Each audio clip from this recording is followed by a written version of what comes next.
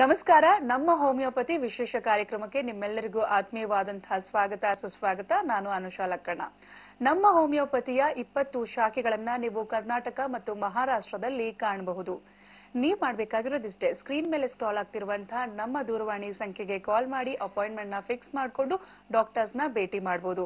ಬೆಂಗಳೂರಿನಲ್ಲಿ ಮಲ್ಲೇಶ್ವರಂ ಮತ್ತು ಜಯನಗರದಲ್ಲಿ, ಮೈಸೂರು, ಹುಬ್ಬಳ್ಳಿ, ದಾವಣಗೆರೆ, ಗುಲ್ಬರ್ಗಾ, ಹಾಸನ, ಉಡುಪಿ ಎಲ್ಲ ಕಡೆ ನಮ್ಮ ಕ್ಲಿನಿಕ್ಸ್ ಇದೆ, ತಾವು ಸಂಪರ್ಕಿಸಬಹುದು. ಹಾಗೆ ಇವತ್ತಿನ ಕಾರ್ಯಕ್ರಮದಲ್ಲಿ ಆಸ್ಟ್ರೈಟಿಸ್ ಬಗ್ಗೆ ಮಾತನಾಡೋದಕ್ಕೆ ನಮ್ಮೊಟ್ಟಿಗೆ ಡಾಕ್ಟರ್ ಇದ್ದಾರೆ. ಬನ್ನಿ ಡಾಕ್ಟರ್ನ ಕಾರ್ಯಕ್ರಮಕ್ಕೆ ಸ್ವಾಗತಿಸೋಣ. ಡಾಕ್ಟರ್ ನಿಸರ್ಗ ಅವರನ್ನ. ನಮಸ್ಕಾರ ಡಾಕ್ಟರ್, ಕಾರ್ಯಕ್ರಮಕ್ಕೆ ಸ್ವಾಗತ. ನಮಸ್ತೆ. ಆರ್ಥ್ರೈಟಿಸ್ ಬಗ್ಗೆ ಅಂದ್ರೆ ಇವಾಗ ಇದು ಒಂದು ಸರ್ವೇ ಸಾಮಾನ್ಯ ಕಾಯಿಲೆ ಆಗಿದೆ. ಹಿಂದೆ ಹಿರಿಯರಲ್ಲಿ ಕಾಣಿಸ್ಕೊಳ್ತಾ ಇತ್ತು, ವಯಸ್ಸಾಯ್ತಪ್ಪ ಮಂಡಿ ನೋವಪ್ಪ ಅಂತ ಹೇಳೋರು. ಆದ್ರೆ ಇವಾಗ ಯಂಗ್ ಜನರೇಷನ್ ಕೂಡ ಮಂಡಿ ನೋವು, ಕತ್ತು ನೋವು, ಭುಜ ನೋವು ಅಂತ ಹೇಳೋದಕ್ಕೆ ಶುರು ಮಾಡಿದ್ದಾರೆ. ಮೊದಲಿಗೆ ಈ ಒಂದು ಆರ್ಥ್ರೈಟಿಸ್ ಯಾವ ವಯಸ್ಕರಲ್ಲಿ ಹೆಚ್ಚಿಗೆ ಕಾಣ್ಬರುತ್ತೆ? ಸೊ ಈಗ ತುಂಬಾ ಕಾಮನ್ ಆಗಿ ನಾವು ನೋಡೋದು, ಮಾತೆತ್ತರೆ ಎಲ್ಲರೂ ಮಂಡಿ ನೋಯ್ತಿದೆ ಅಥವಾ ಕತ್ ನೋವು ಬರ್ತಿದೆ, ಅಥವಾ ಈಗ ಹೌಸ್ ವೈಫ್ ಅಲ್ಲಿ ನಾವು ನೋಡ್ಬೋದು ಸೊಂಟ ನೋವು ಜಾಸ್ತಿ ಆಗ್ತಿದೆ ಅಥವಾ ಮೊಣಕಾಲಲ್ಲಿ ನೋವು ಆಗ್ತಿದೆ ಅಂತ. ಸೊ ಪ್ರತಿಯೊಬ್ರು ಈ ಜಾಯಿಂಟ್ ಪೇನ್ ಅನ್ನೋದನ್ನ ತುಂಬಾ ಕಾಮನ್ ಆಗಿ ಯೂಸ್ ಮಾಡುವಂತದ್ದು. ಸೊ ಈಗ ಎಷ್ಟೊಂದು ಸತಿ ಅವ್ರಿಗೆ ಕಾಲ್ ನೋವು ಬಂದಿರುತ್ತೆ, ಬಟ್ ಅವ್ರಿಗೆ ಜಾಯಿಂಟ್ ಪೇನೇ ಆಗ್ತಿದೆ ಅಂತ ಸ್ಪೆಸಿಫಿಕಲಿ ಹೇಳ್ತಾರೆ.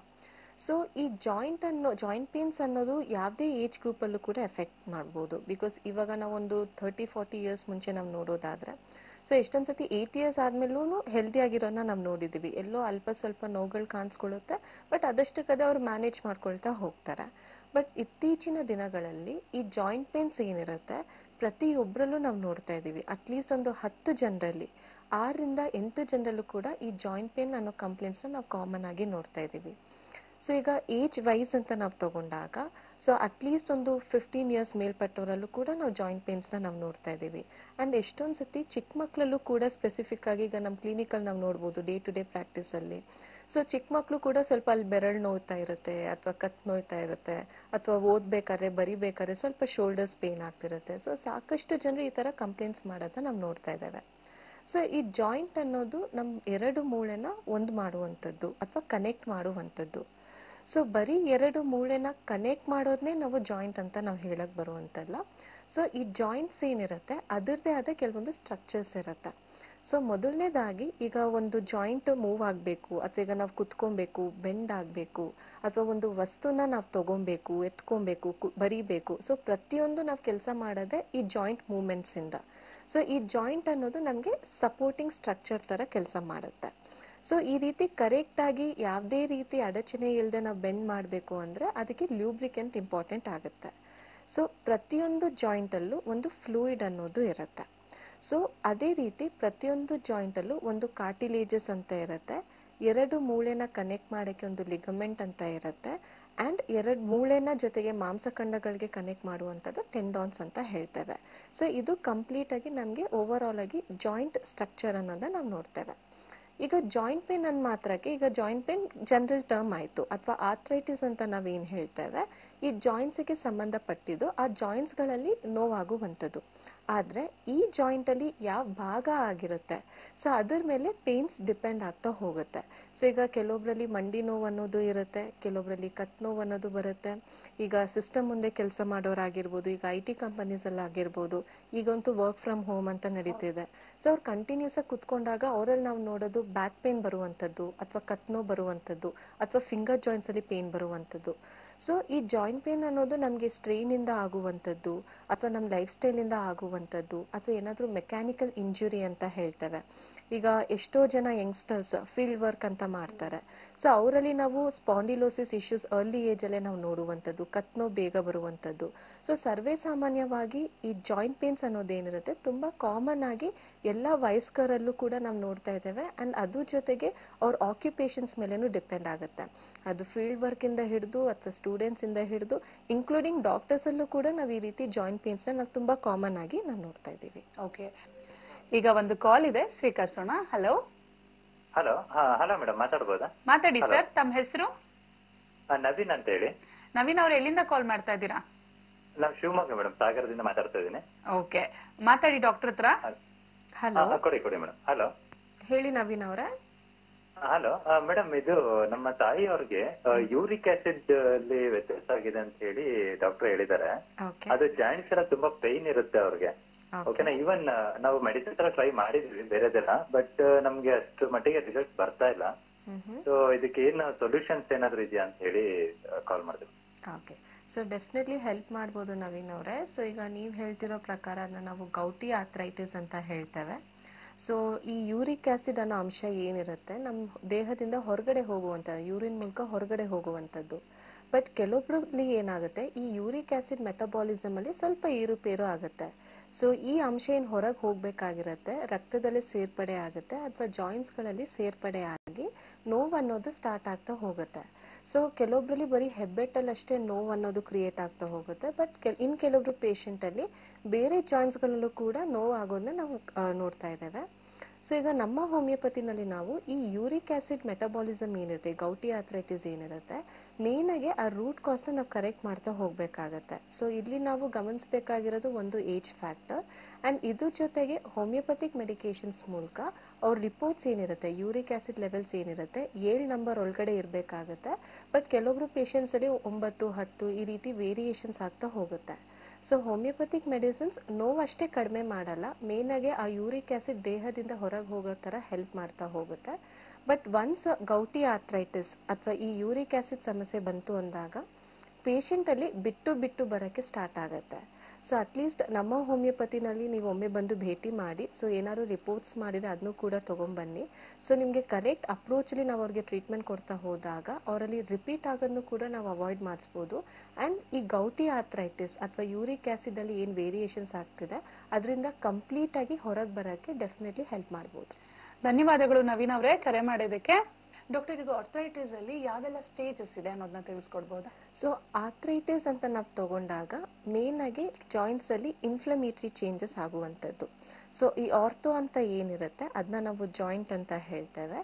ಐಟಿಸ್ ಅನ್ನೋದು ಇನ್ಫ್ಲಮೇಷನ್, ಅಂದ್ರೆ ನಮ್ಮ ದೇಹದಲ್ಲಿ ಯಾವುದೇ ರೀತಿ ಒಂದು ಪೆಟ್ಟು ಬಿದ್ದಾಗ ಅಥವಾ ಒಂದು ಇನ್ಫೆಕ್ಷನ್ ಆದಾಗ ಅಥವಾ ಚೂರು ಸ್ಟ್ರೈನ್ ಆದಾಗ ನಮ್ಮ ದೇಹದಲ್ಲಿ ಆಗುವಂತ ರಿಯಾಕ್ಷನ್ ಇನ್ಫ್ಲಮೇಷನ್ ಅಂತ ಹೇಳ್ತೇವೆ. ಸೊ ನಾರ್ಮಲ್ ಆಗಿ ಈ ಇನ್ಫ್ಲಮೇಟರಿ ರೆಸ್ಪಾನ್ಸ್ ನಮ್ಮ ದೇಹದಲ್ಲಿ ಆಗಲೇಬೇಕು.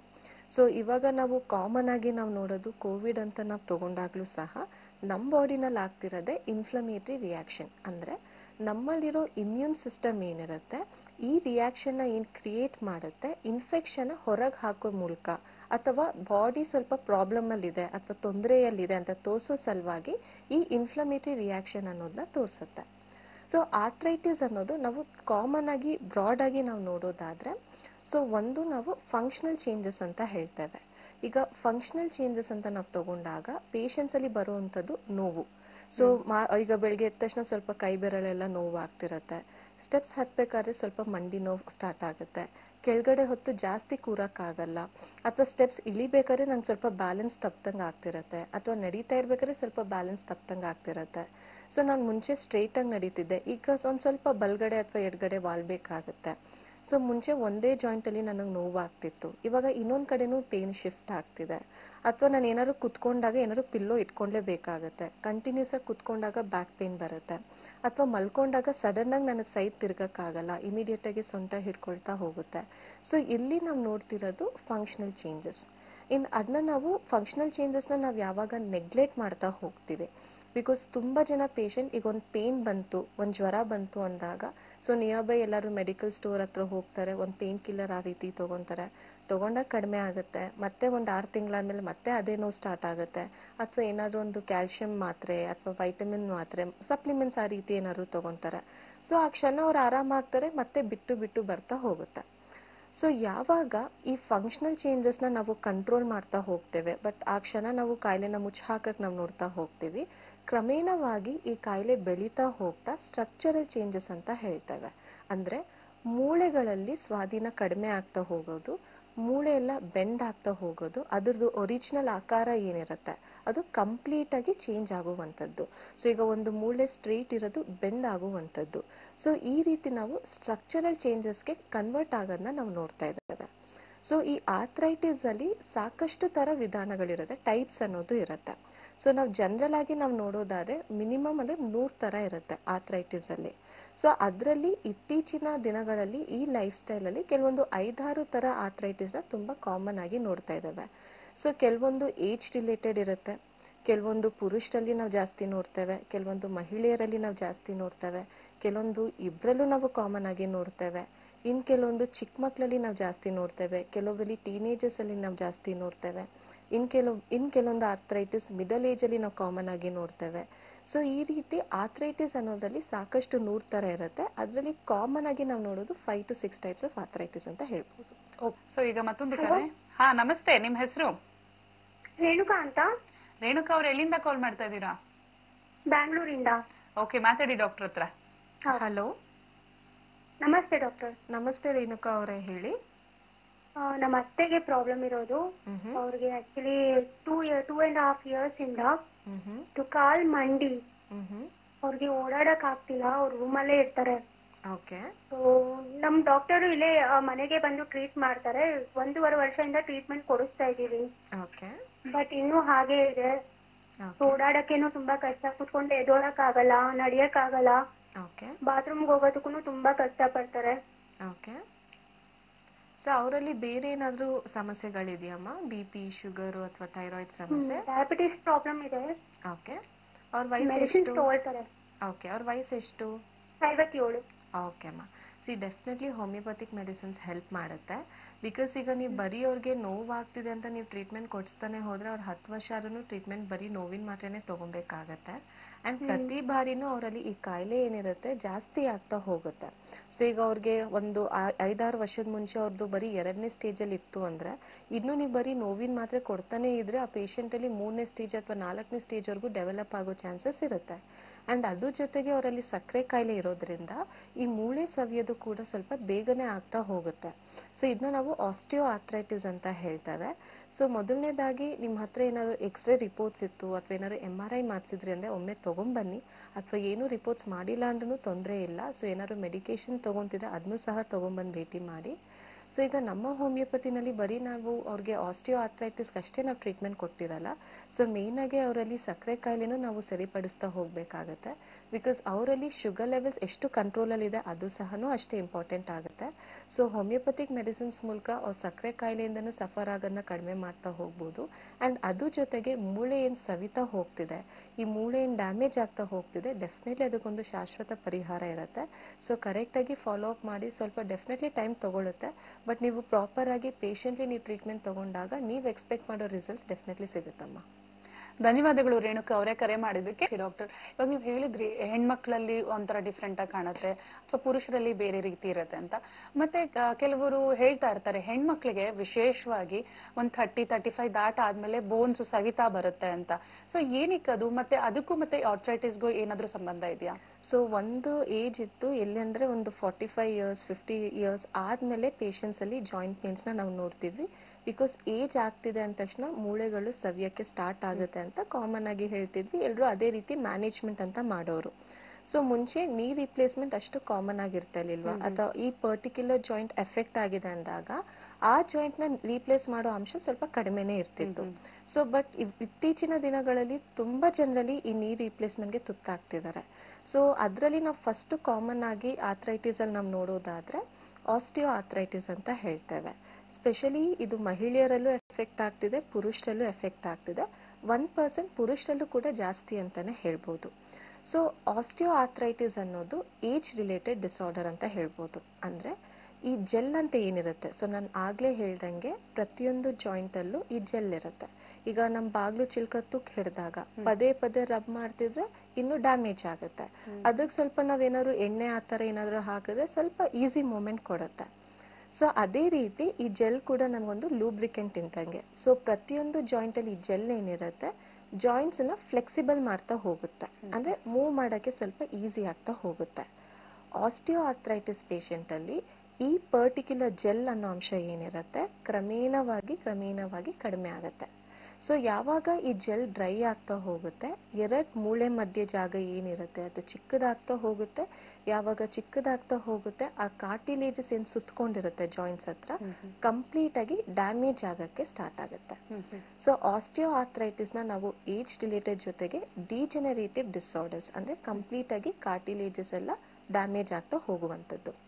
ಸೊ ಆಸ್ಟಿಯೋ ಆರ್ಥ್ರೈಟಿಸ್ ಅನ್ನೋದು ಲಾರ್ಜರ್ ಜಾಯಿಂಟ್ಸ್ ಅಂತ ಹೇಳ್ತೇವೆ. ಅಂದ್ರೆ ಯೂಶಲಿ ನಾವು ಮಂಡಿ ಮೂಳೆನಲ್ಲಿ ಕಾಮನ್ ಆಗಿ ನೋಡ್ತೇವೆ, ಸೊಂಟದ ಮೂಳೆ ಭಾಗದಲ್ಲಿ ಹಿಪ್ ಜಾಯಿಂಟ್ ಅಲ್ಲಿ ಕಾಮನ್ ಆಗಿ ನೋಡ್ತಾ ಇದ್ದೇವೆ, ಭುಜದ ಕಡೆ ಜಾಸ್ತಿ ನಾವು ನೋಡ್ತಾ ಇದ್ದಾರೆ. ಸೊ ಎಷ್ಟೋ ಜನರಲ್ಲಿ ಸ್ವಲ್ಪ ಫ್ರೋಸನ್ ಶೋಲ್ಡರ್ ತರ ಆಗುವಂಥದ್ದು, ಕೆಲವೊಬ್ಬರಲ್ಲಿ ಸೊಂಟದ ಮೂಳೆ ಸವಿತಾ ಹೋಗುವಂಥದ್ದು, ಕೆಲವೊಬ್ಬರಲ್ಲಿ ಮಂಡಿ ಮೂಳೆ ಅಂದ್ರೆ ವೇಟ್ ಬೇರಿಂಗ್ ಜಾಯಿಂಟ್ಸ್ ಅಂತ ಹೇಳ್ತೇವೆ. ಸೊ ಯಾವ ಭಾಗದಲ್ಲಿ ನಮ್ಮ ದೇಹ ತೂಕ ಅತಿ ಪ್ರಮಾಣದಲ್ಲಿ ಬೀಳ್ತಾ ಹೋಗುತ್ತೆ, ಸೊ ಆ ಭಾಗದಲ್ಲಿ ನಾವು ಆರ್ಥ್ರೈಟಿಸ್, ಆಸ್ಟಿಯೋ ಆರ್ಥ್ರೈಟಿಸ್ ಅನ್ನೋದು ಕಾಮನ್ ಆಗಿ ನೋಡ್ತಾ ಇದ್ದೇವೆ. So osteo arthritis age related ಆಗಿದ್ರೂ ಸಹ ಹೆಣ್ಮಕ್ಳಲ್ಲಿ ಸ್ಪೆಷಲಿ ಮುಟ್ಟು ನಿಂತ ಆದ್ಮೇಲೆ, ಸೊ ಅವರಲ್ಲಿ ಕೆಲವೊಂದು ಹಾರ್ಮೋನ್ಸ್ಗಳ ಕೊರತೆಯಿಂದಾಗ ಅಥವಾ ಕೆಲವೊಬ್ಬರಲ್ಲಿ ಆಪರೇಷನ್ ಮಾಡಿ ಆದ್ಮೇಲೆ ಅವರಲ್ಲಿ ನಾವು ಆಸ್ಟಿಯೋ ಆರ್ಥ್ರೈಟಿಸ್ ನ ತುಂಬಾ ಕಾಮನ್ ಆಗಿ ನೋಡ್ತೇವೆ. ಸೊ ಯೂಶಲಿ ಆಸ್ಟಿಯೋ ಆರ್ಥ್ರೈಟಿಸ್ ಒಂದೇ ಕಡೆ ಸ್ಟಾರ್ಟ್ ಆಗುವಂಥದ್ದು. ಸೊ ಐದರ್ ಬಲ್ಗಡೆ ಆಗಿರ್ಬೋದು ಅಥವಾ ಎಡಗಡೆ ಆಗಿರ್ಬೋದು. ಸೊ ಫಸ್ಟ್ ಒಂದ್ ಕಡೆ ಸ್ಟಾರ್ಟ್ ಆಗುತ್ತೆ. ಸೊ ನಮ್ ಹ್ಯೂಮನ್ ಟೆಂಡೆನ್ಸಿ ಹೇಗಿರುತ್ತೆ, ಒಂದ್ ಕಡೆ ನೋವಾಗ್ತಿತ್ತಂದ್ರೆ ಆ ಜಾಗನ ಯೂಶಲಿ ನಾವು ಅವಾಯ್ಡ್ ಮಾಡ್ತೀವಿ. ಸೊ ಇನ್ನೊಂದ್ ಕಡೆ ನಮ್ ದೇಹ ತೂಕನ ಪ್ರೆಷರ್ ಹಾಕಕ್ ಸ್ಟಾರ್ಟ್ ಮಾಡ್ತೀವಿ. ಸೊ ನೆಕ್ಸ್ಟ್ ಇನ್ನೊಂದ್ ಜಾಯಿಂಟ್ ಅಲ್ಲಿ ಸವಿಯಕ್ ಸ್ಟಾರ್ಟ್ ಆಗುತ್ತೆ. ಹಾಗೆ ಎಲ್ಲಾ ಜಾಯಿಂಟ್ಸ್ ಅಲ್ಲೂ ಕೂಡ ಜೆಲ್ ಡ್ರೈ ಆಗಕ್ ಸ್ಟಾರ್ಟ್ ಆಗುತ್ತೆ. ಅಂಡ್ ಆಸ್ಟಿಯೋ ಆರ್ಥ್ರೈಟಿಸ್ ಅನ್ನೋದು ಪ್ರೋಗ್ರೆಸಿವ್ ಡಿಸಾರ್ಡರ್ ಅಂತೀವಿ. ಅಂದ್ರೆ ಒಂದು ಕಡೆ ನಿಮ್ಮಲ್ಲಿ ಮೂಳೆ ಸವಿತಿದೆ ಅಂದಾಗ ಕ್ರಮೇಣವಾಗಿ ಎಲ್ಲಾ ಜಾಯಿಂಟ್ಸ್ ಅಲ್ಲೂ ಕೂಡ ಸ್ಪ್ರೆಡ್ ಆಗಕ್ಕೆ ಸ್ಟಾರ್ಟ್ ಆಗುತ್ತೆ. ಸೊ ಇದನ್ನ ನಾವು ಆಸ್ಟಿಯೋ ಆರ್ಥ್ರೈಟಿಸ್ ಅಂತ ಹೇಳ್ತೇವೆ. ಸೊ ಈಗ ಇದಕ್ಕೆ ಕಾರಣ ಅಂತ ನಾವು ತಗೊಂಡಾಗ, ಸೊ ಯೂಶಲಿ ಹೆಣ್ಮಕ್ಳಲ್ಲಿ ಈ ಹೌಸ್ ವೈಫ್ ಅವರಲ್ಲಿ ತುಂಬಾ ಕಂಟಿನ್ಯೂಸ್ ಆಗಿ ನಿನ್ ಕೆಲಸ ಮಾಡ್ತಿರ್ತಾರೆ, ಟೈಮ್ ಊಟ ಮಾಡಲ್ಲ, ತೂಕ ಇತ್ತು ಅಂತ ಕೆಲಸಗಳಾಗಿರ್ಬೋದು. So mechanical strain, chronic mechanical strain ಅಂದ್ರೆ ತುಂಬಾ ವರ್ಷದಿಂದ ಕಂಟಿನ್ಯೂಸ್ ಆಗಿ ಅದೇ ಕೆಲಸ ಮಾಡ್ತಾನೆ ಇದ್ದವರಲ್ಲಿ ಆಸ್ಟಿಯೋ ಆರ್ಥ್ರೈಟಿಸ್ ನ ನಾವು ಕಾಮನ್ ಆಗಿ ನೋಡ್ತಾ ಇದ್ದೇವೆ.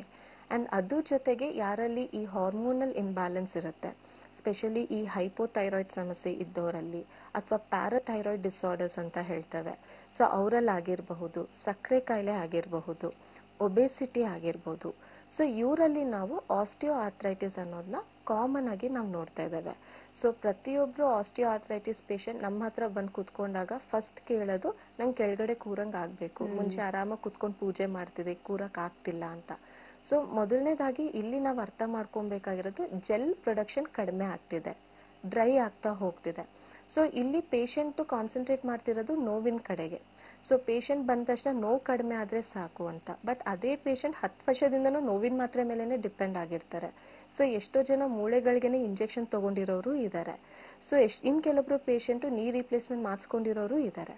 ಸೊ ನಮ್ಮ ಹೋಮಿಯೋಪತಿನಲ್ಲಿ ನಾವು ಆಸ್ಟಿಯೋ ಆರ್ಥ್ರೈಟಿಸ್ ಪೇಷಂಟ್ಗೆ ಕೊಡೋ ಮದ್ದು ಬಂದು ಮೇನ್ ಆಗಿ ರೂಟ್ ಕಾಸ್ ನ ನಾವು ಕರೆಕ್ಟ್ ಮಾಡ್ತೀವಿ. ಸೊ ಇಲ್ಲಿ ನಾವು ಜೆಲ್ ಉತ್ಪತ್ತಿ ಮಾಡ್ಸಕ್ಕೆ ನಾವು ಕೊಡ್ಬೇಕಾಗತ್ತೆ, ಬೋನ್ ಡೆನ್ಸಿಟಿನ ಇಂಪ್ರೂವ್ ಮಾಡಕ್ ಕೊಡ್ಬೇಕಾಗತ್ತೆ. ಸೊ ನಾನು ಅವಾಗ್ಲೇ ಹೇಳ್ದಂಗೆ ಫಂಕ್ಷನಲ್ ಚೇಂಜ್ ಇಂದ ಸ್ಟ್ರಕ್ಚರಲ್ ಚೇಂಜ್ ಆಗಬಾರ್ದು. ಸೊ ಈಗ ನನಗೆ ನೋವು ಕಡಿಮೆ ಆಯ್ತು ಬಟ್ ಮೂಳೆ ಬೆಂಡ್ ಆಗ್ತಿದೆ ಅಂದ್ರೆ ಅದು ಒಳ್ಳೆ ಲಕ್ಷಣ ಅಲ್ಲ. ಸೊ ಹೋಮಿಯೋಪತಿ ಗುಳಿಗೆ ನಾವು ಕೊಡ್ತಾ ಹೋದಾಗ, ಬಿಕಾಸ್ ನಮ್ಮ ಹೋಮಿಯೋಪತಿನಲ್ಲಿ ನಾವು ಫಾಲೋ ಮಾಡೋದು ಕಾನ್ಸ್ಟಿಟ್ಯೂಷನಲ್ ಅಪ್ರೋಚ್ ಇರುತ್ತೆ, ಇಂಡಿವಿಜುವಲೈಸ್ ಮಾಡಬೇಕು ಪೇಷಂಟ್ನ. ಸೊ ಯಾಕೆ ಪೇಷಂಟ್ಗೆ ಆಸ್ಟಿಯೋ ಆರ್ಥ್ರೈಟಿಸ್ ಆಗಿದೆ ಅದಕ್ಕೆ ನಾವು ಟ್ರೀಟ್ಮೆಂಟ್ ಕೊಡ್ತಾ ಹೋದಾಗ ಸೊ ಡೆಫಿನೆಟ್ಲಿ ಅವರು ಆಸ್ಟಿಯೋ ಆರ್ಥ್ರೈಟಿಸ್ ಇಂದ ಸಫರ್ ಆಗೋದನ್ನು ಅವಾಯ್ಡ್ ಆಗುತ್ತೆ, ಅದ್ರ ಜೊತೆಗೆ ಆಪರೇಷನ್ ಪ್ರಿವೆಂಟ್ ಮಾಡ್ಬೋದು. ಸೊ ಆಸ್ಟಿಯೋ ಆರ್ಥ್ರೈಟಿಸ್ ಅನ್ನೋದು ತುಂಬಾ ಕಾಮನ್ ಆಗಿ ನೋಡುವಂಥದ್ದು ಏಜ್ ರಿಲೇಟೆಡ್ ಫ್ಯಾಕ್ಟರ್ ಅಂತಾನೆ ಹೇಳ್ಬೋದು. ಸೆಕೆಂಡ್ ಮೋಸ್ಟ್ ತುಂಬಾ ಕಾಮನ್ ಆಗಿ ನಾವು ನೋಡುವಂಥದ್ದು ರುಮ್ಯಾಟಾಯ್ಡ್ ಆರ್ಥ್ರೈಟಿಸ್ ಅಂತ ಹೇಳ್ತೇವೆ. ಸೊ ಈಗ ರುಮ್ಯಾಟಾಯ್ಡ್ ಆರ್ಥ್ರೈಟಿಸ್ ಅನ್ನೋದು ಸಾಕಷ್ಟು ಹೆಣ್ಮಕ್ಳಲ್ಲಿ ನಾವು ನೋಡ್ತಾ ಇದ್ದೀವಿ, ಸ್ಪೆಷಲಿ ಒಂದು 16 ಇಯರ್ಸ್ ಮೇಲ್ಪಟ್ಟವರಲ್ಲೇ ನಾವು ತುಂಬಾ ಕಾಮನ್ ಆಗಿ ನೋಡ್ತಾ ಇದ್ದೇವೆ. ಸೊ ರುಮ್ಯಾಟಾಯ್ಡ್ ಆರ್ಥ್ರೈಟಿಸ್ ಅನ್ನೋದು ಆಟೋ ಇಮ್ಯೂನ್ ಡಿಸಾರ್ಡರ್ ಅಂತ ಹೇಳ್ತೇವೆ. ಸೊ ಈಗ ನಾನು ಆಗ್ಲೇ ಹೇಳ್ದಂಗೆ ಇನ್ಫ್ಲಮೇಷನ್ ಅಂದ್ರೆ ನಮ್ಮ ದೇಹದಲ್ಲಿರೋ ರೋಗ ನಿರೋಧಕ ಶಕ್ತಿ ನಮ್ಮ ದೇಹನ ಕಾಪಾಡಬೇಕಂದ್ರೆ ಈ ರೀತಿ ಇನ್ಫ್ಲಮೇಟರಿ ರಿಯಾಕ್ಷನ್ಸ್ ಅನ್ನೋದನ್ನ ಕ್ರಿಯೇಟ್ ಮಾಡುತ್ತೆ. ರುಮ್ಯಾಟಾಯ್ಡ್ ಆರ್ಥ್ರೈಟಿಸ್ ಅಥವಾ ಆಟೋ ಇಮ್ಯೂನ್ ಡಿಸಾರ್ಡರ್ ಅಲ್ಲಿ ಈ ರೋಗ ನಿರೋಧಕ ಶಕ್ತಿ ನಮ್ಮ ದೇಹಕ್ಕೆ ತೊಂದರೆ ಕೊಡಕ್ಕೆ ಸ್ಟಾರ್ಟ್ ಆಗುತ್ತೆ.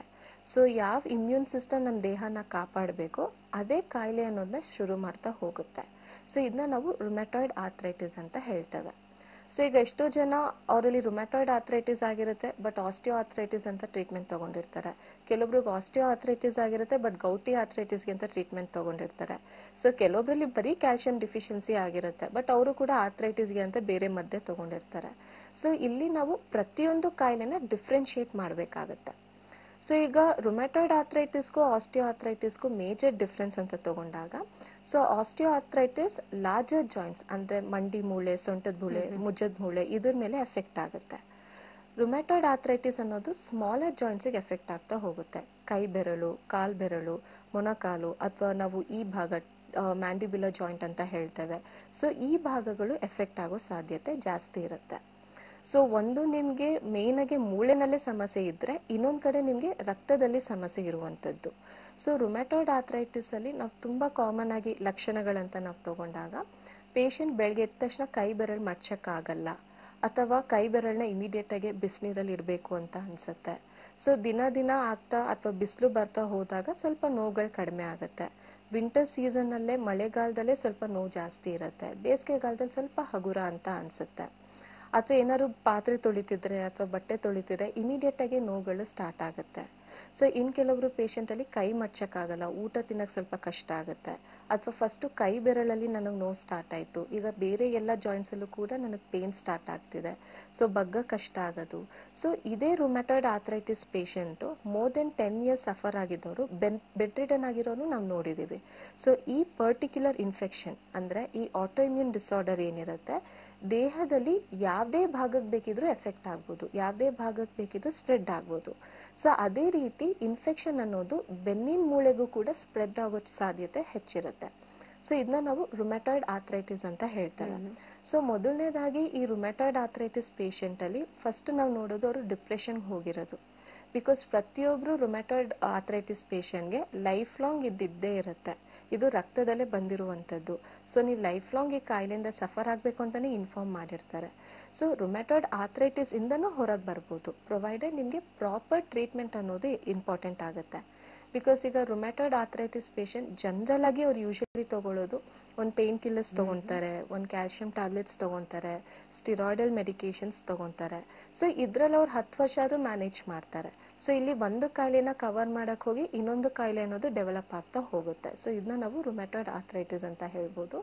ಅಂಡ್ ಒನ್ಸ್ ಅಗೇನ್ ನಮ್ಮ ಹೋಮಿಯೋಪತಿನಲ್ಲಿ ನಾವು ಆರ್ಥ್ರೈಟಿಸ್ ಅನ್ನೋದಕ್ಕಿಂತ ಹೆಚ್ಚಾಗಿ ಯಾಕೆ ಈ ಪೇಷಂಟ್ ಅಲ್ಲಿ ಆರ್ಥ್ರೈಟಿಸ್ ಅನ್ನೋದು ಬಂದಿದೆ, ಆ ರೂಟ್ ಕಾಸ್ ಏನಿದೆ ಅಂಡ್ ಯಾವ ಟೈಪ್ ಆಫ್ ಆರ್ಥ್ರೈಟಿಸ್ ಇರುತ್ತೆ ಅದರ ಮೇಲೆ ನಮ್ಮ ಅಪ್ರೋಚ್ ಆಗ್ತಾ ಹೋಗುತ್ತೆ.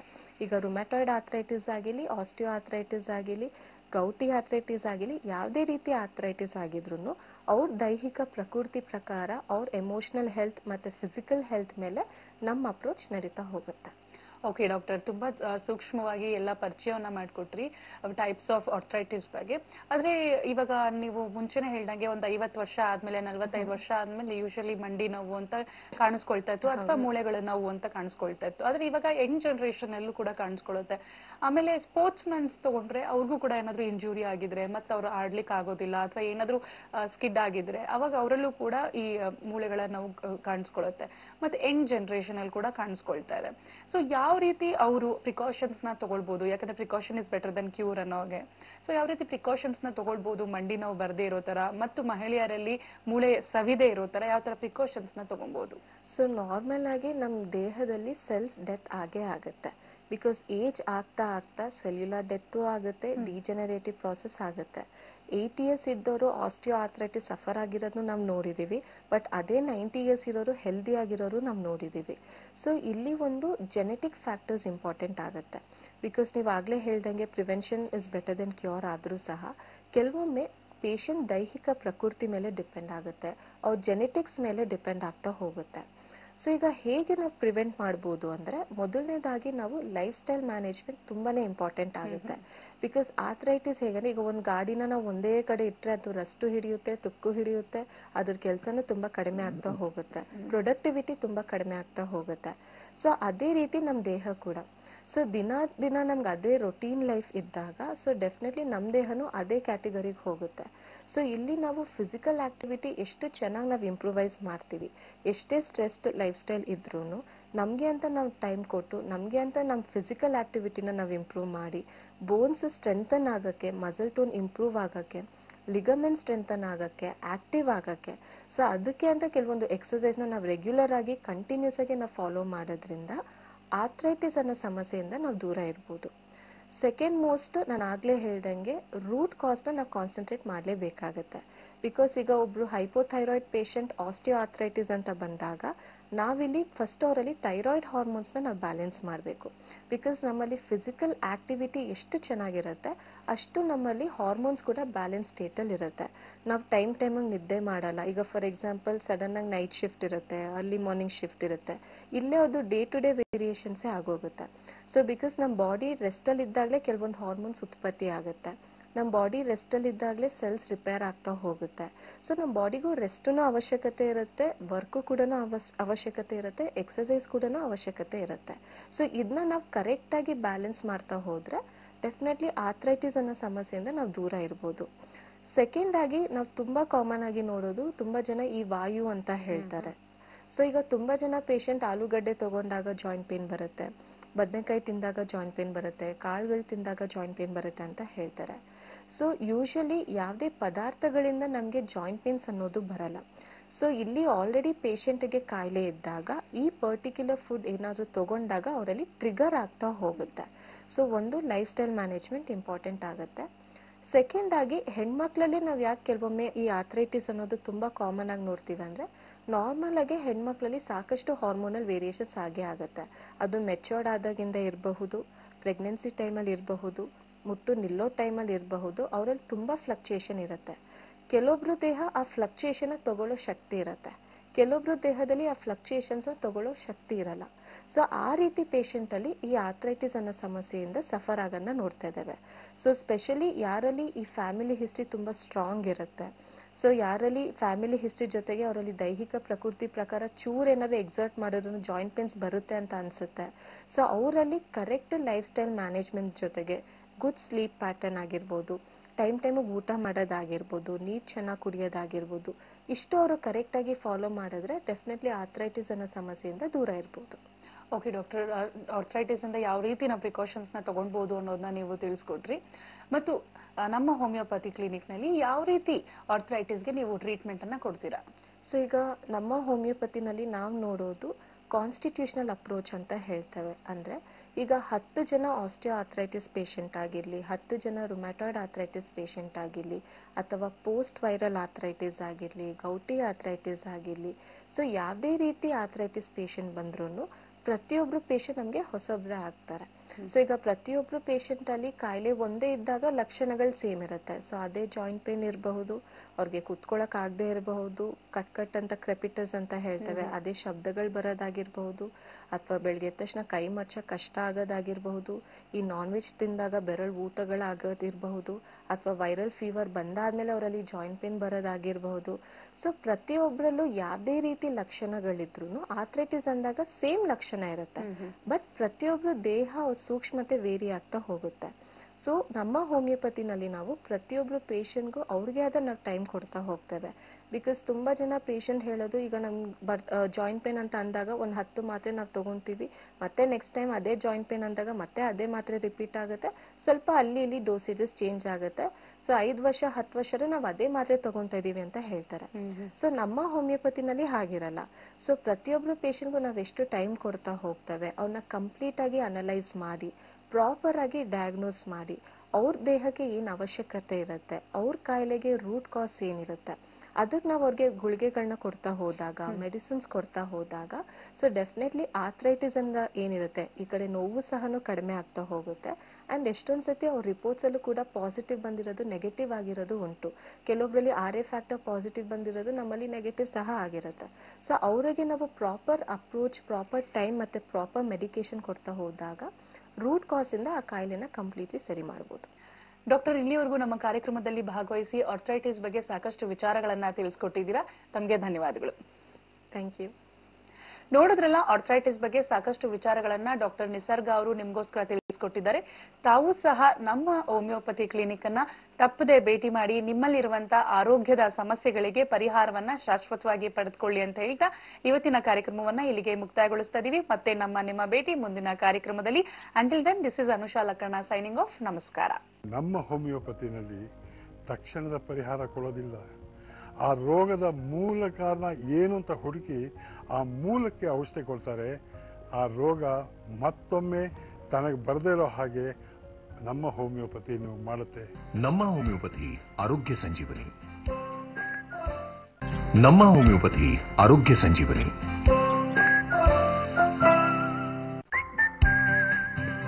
ನಮ್ಮ ಹೋಮಿಯೋಪತಿ ಆರೋಗ್ಯ ಸಂಜೀವನಿ.